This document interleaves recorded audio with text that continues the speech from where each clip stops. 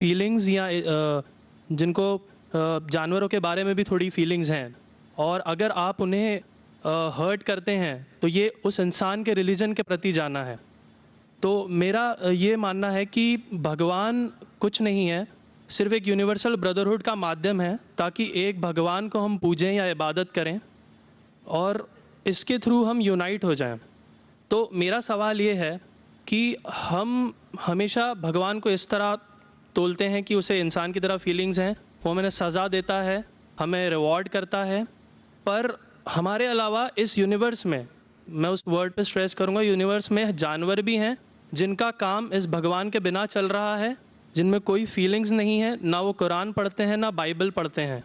वो भी जीवित हैं, हम भी जीवित हैं। हमें एक गुमान हो गया है कि हम थोड़े स्मार्ट हैं, पर वो भी इस सृष्टि का हिस्सा हैं। तो इस यूनिवर्सल ब्रदरहुड में उनके प्रति हमारी भावनाएं के बारे में कुछ जिक्र, और मैं जानना चाहूँगा कि क्या पैंथीज़म इसका एक सॉल्यूशन नहीं है, क्योंकि इसमें हम किसी एक इंडिविजुअल को वर्शिप नहीं करते। जैसा कि जुडाइज़म में कहा गया है कि I am a jealous God, और एक जेलस एक ऐसा इमोशन नहीं है जिसे हम पूज सकें मेरे हिसाब से। पर अगर हम पैंथीज़म को एक सोल्यूशन माने तो ये एक ऐसी चीज़ है जो हमेशा रही है। पेड़ हमेशा रहे हैं, ये यूनिवर्स हमेशा रहा है, जबकि धारणाएं, डेफिनेशंस भगवान की हमेशा बदलती रही हैं। तो अगर हम गॉड को कांस्टेंट के रूप में देखना चाहते हैं और इसे एक माध्यम बनाना चाहते हैं आपसी भाईचारे का, आलमी भाईचारे का, तो क्या पैंथीज़म इसका एक सॉल्यूशन नहीं है? भाई साहब ने सवाल पूछा कि यूनिवर्सल ब्रदरहुड हम सिर्फ इंसानों तक महदूद रह गए हैं, क्या जानवर में जान नहीं है?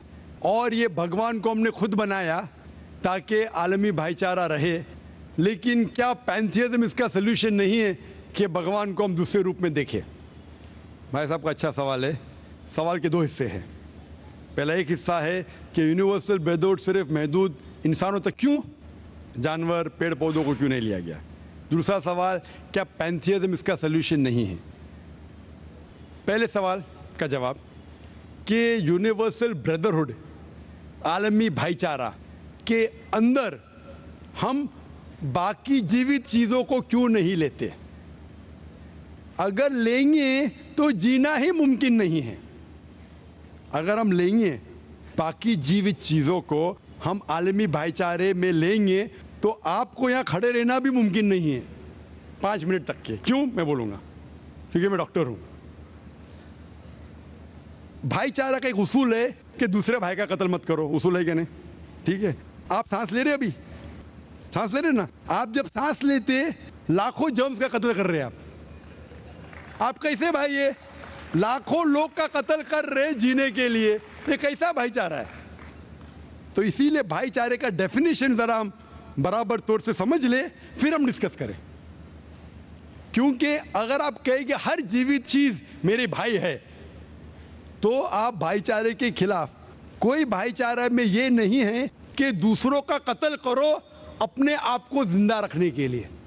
कभी भी इस्लाम में ये नहीं कहा गया है कि दूसरों को दबाओ अपने आप को ऊंचा करने के लिए। और मैं अल्लाह के रसूल की एक मिसाल दूंगा आपको। अल्लाह के रसूल फरमाते हैं, आप जब देखते हैं एक खजूर का दरख्त, पाम ट्री, वो एक मोमिन की मिसाल है, मुस्लिम की मिसाल है, तो साहबा सोचते इसका क्या मतलब? क्यों एक खजूर का दरख्त, पाम ट्री को मुस्लिम कह रहे? समझ में नहीं उनको। आज हम जानते हैं, उस टाइम अल्लाह के रसूल ने कहा, कोई भी पेड़ पौधे जब भी बढ़ते ऊपर, वो क्या करते हैं? आजू बाजू पेड़ को हटाते हैं, फिर ही बढ़ते हैं। नीचे जाते हैं, अपने पौधों को, रूट्स को एक्सपैंड करते हैं। इसीलिए आप देखेंगे म्युनिसिपैलिटी क्रैक्स को तोड़ती है, मजबूत करे। क्यों? वो पेड़ बढ़ता है तो क्रैक हो जाता है, फिर से टाइल लगाते हैं। जितना पौधा बढ़ता है, जितना पेड़ बढ़ता है, उतना आजू बाजू नुकसान करता है। एक वाहिद दरख्त है पाम ट्री, जो जितना ऊंचा जाता है दूसरे को नुकसान नहीं पहुंचे, सीधा जाता है। बाकी लोग यहां जाते वहां जाते, इसके घर में घुसते उसके घर में घुसते, ऊपर जाते सीधा, किसी को तकलीफ नहीं देते, नीचे भी जाते सीधा, आजू बाजू घूमते नहीं। अगर आप अपने आप को बड़ा बनने के लिए दूसरों को दबाएंगे, ये मुस्लिम नहीं। तो तो अगर मैं मानूं आपकी बात को कि हर जीवित इंसान को भाईचारा करूं, तो मुझे जीने का हक ही नहीं, किसी को जीने का हक नहीं है। लेकिन उसका मतलब ये नहीं कि हम दूसरे जीवित लोग को तकलीफ पहुंचाए जानबूझ के। इसीलिए इस्लाम में जब मोहम्मद सल्लल्लाहु अलैहि वसल्लम पैगाम दिए अरब देशों में, अरब ममालिक में, तो लोग ने कहा ये कैसा इंसान है। जब अल्लाह के रसूल ने कहा कि ऊंट के ऊपर ज्यादा वजन मत डालो, हराम है, घोड़े को ज्यादा तकलीफ मत दो, तो लोग कहने लगे ये तो अभी इंसानों की हुकूक की बात कर रहा था, अभी जानवरों की हुकूक की बात कर रहा है।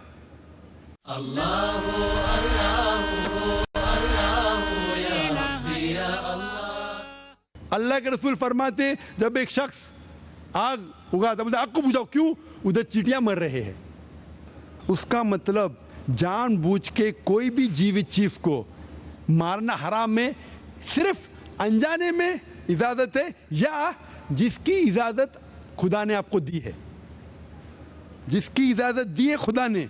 मिसाल के तौर पे मनुस्मृति में चैप्टर नंबर 5 श्लोका नंबर 31 में लिखा है कि खुदा ने कुछ जानवरों को बनाए खाने के लिए और किसको खुराक बनने के लिए, some to be eaten some to eat. अगर वो खाने वाला जानवर दूसरे जानवर को खाता है जिसको खुराक के लिए बनाया है, तो कोई गुनाह नहीं है। मनुस्मृति चैप्टर नंबर 5 श्लोक नंबर 30 में अगर आप उस जानवर का कत्ल करते जो खाने के लिए बनाया गया है, तो आप गुनाह नहीं कर रहे। Manusmriti chapter number 5 shloka number 39 में सैक्रिफिशियल एनिमल, जो एनिमल कुर्बानी के लिए बनाए गए उसकी कुर्बानी देना गुनाह नहीं है। मैं क्यों हिंदू धर्म से कह रहा हूँ, मुस्लिम से भी कह सकता हूँ, बहुत से हवाले।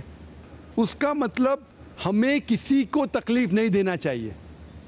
लेकिन अगर अनजाने में चलते चलते चींटी मर गई तो आप बाहर चले नहीं सकेंगे, आप सांस लेंगे जर्म। तो अल्लाह ताला ने जर्म को पैदा किया है मरने के लिए आमतौर पे, तो आप गुनहगार नहीं।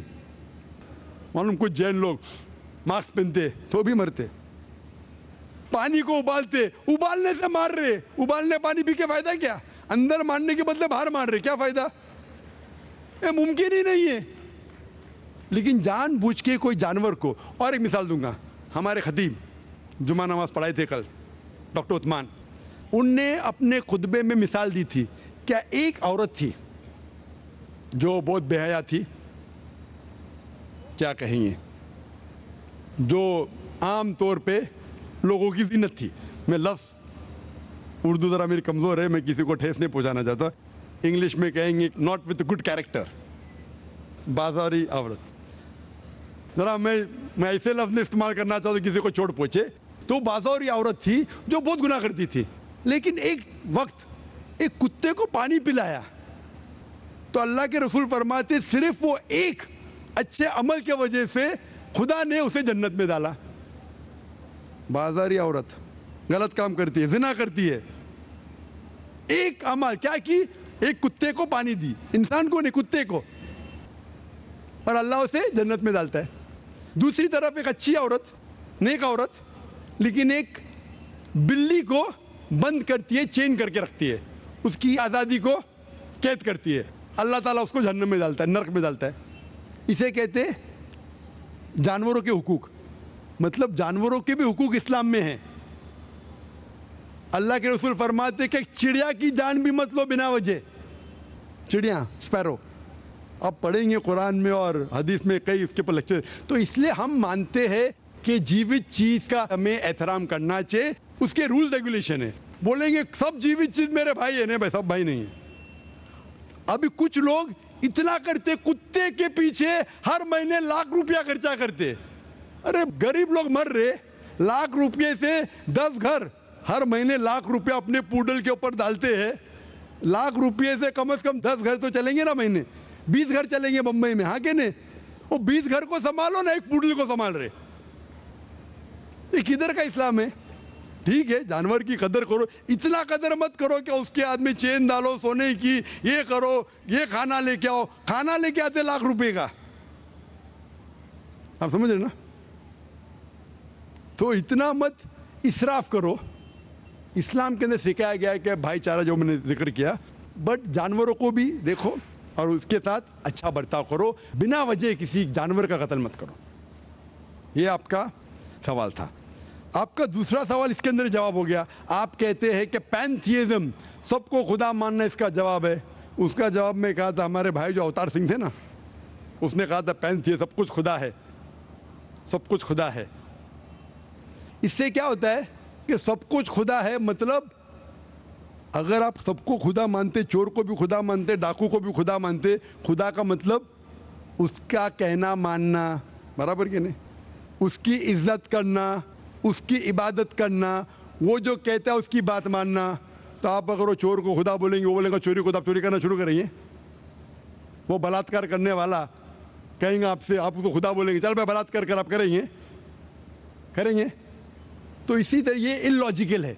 खुदा एक है और सिर्फ उसकी इबादत करना चाहिए। और ये जो फिलॉसफी है, ये फिलॉसफी जो आप बोल रहे किधर से आई, इसे कहते हैं एंथ्रोपोमॉर्फिज्म। क्या कहते हैं? एंथ्रोपोमॉर्फिज्म, मतलब गॉड ने हर चीज की शक्ल हासिल की।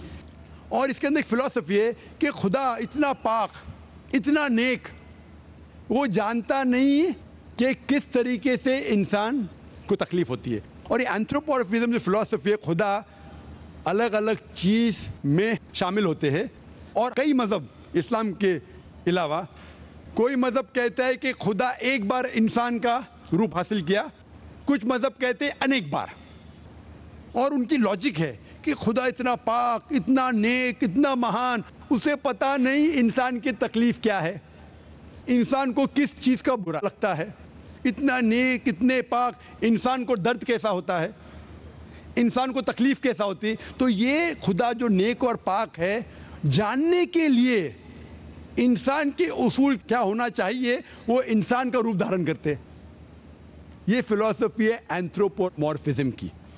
ऊपर से लगता है बहुत लॉजिकल है, खुदा इतना नेक, इतना पाक, इतना दयालु, वो जानता नहीं बेचारे इंसानों की क्या तकलीफ है, क्या मजबूरी है, क्या मुश्किलात है। तो इंसान का रूप धारण किया लिखने के लिए, क्या इंसान के लिए अच्छा है बुरा है। ऊपर से देखे तो बहुत अच्छा लगता है, लेकिन तहकीक करेंगे मंतिक से तो एकदम ही गलत। मिसाल के तौर पे, अगर मैंने एक डीवीडी प्लेयर बनाया, डीवीडी प्लेयर, क्या मुझे जरूरी है कि मैं डीवीडी प्लेयर बनूं ये जानने के लिए डीवीडी प्लेयर के लिए क्या अच्छा है क्या बुरा है? जरूरी है? नहीं। मैं एक इंस्ट्रक्शन मैन्युअल लिखूंगा कि डीवीडी प्लेयर को प्ले करने के लिए डीवीडी डालो, प्ले का बटन दबाओ, स्किप करने का स्किप का बटन दबाओ, स्टॉप करने का स्टॉप का बटन दबाओ। पानी में मत डालो, खराब हो जाएगा, ऊपर से मत फेंको, खराब हो जाएगा। मुझे डीवीडी प्लेयर बनने की जरूरत नहीं। इसी तरीके से खुदा हमारा खालिक है, हमारा बनाने वाला है, हमारा पैदा करने वाला है, उसको इंसान बनने की जरूरत ही नहीं। वो क्या करता है? इंस्ट्रक्शन मैन्युअल लिखता है, इंसान के लिए क्या अच्छा है क्या बुरा है, क्या खाना चाहिए क्या नहीं खाना चाहिए, कैसा इबादत करना चाहिए। और इस खुदा का आखिरी इंस्ट्रक्शन मैन्युअल है कुरान। इस ईश्वर, इस भगवान, इस अल्लाह, इस खुदा का आखिरी इंस्ट्रक्शन मैन्युअल है कुरान। इस कुरान मजीद में लिखा है आपके लिए क्या अच्छा है क्या बुरा है, किस तरीके से जानवर से अच्छा बर्ताव करना चाहिए, किस तरीके से भाईचारा बढ़ना चाहिए, किस तरीके से गरीबों की मदद करना चाहिए, सब लिखा है इसमें। खुदा को खुद इंसान बनने की जरूरत नहीं, क्योंकि वो हमारा खालिक है, हमारा मालिक है। तो इसीलिए ये पैंथियज्म फिलॉसफी इज टोटली रॉन्ग। और वेद में किधर नहीं लिखा है, आप जाएंगे दूसरी किताबों में लिखा है, आप अगर देखेंगे मेरी कैसेट हिंदुइज्म एंड इस्लाम पे, लेकिन वो किताबें वेद से ऊंची नहीं है। वेद में सिर्फ लिखा है तौहीद के बारे में, एक खुदा के बारे में, एक कम सत्य विप्रा बहुधा वेदांते। खुदा एक है, उसको नाम इरादा दे सकते हैं आप, लेकिन खुदा एक है, उसकी सिफत आप बयान कर सकते हैं। और वो एक खुदा है, न तस्य प्रतिमास्ति, उसका कोई अक्स नहीं है, ना कोई पिक्चर है, ना कोई पेंटिंग है, ना कोई मूर्ति है, ना कोई स्टैच्यू है। Hope that answers the question.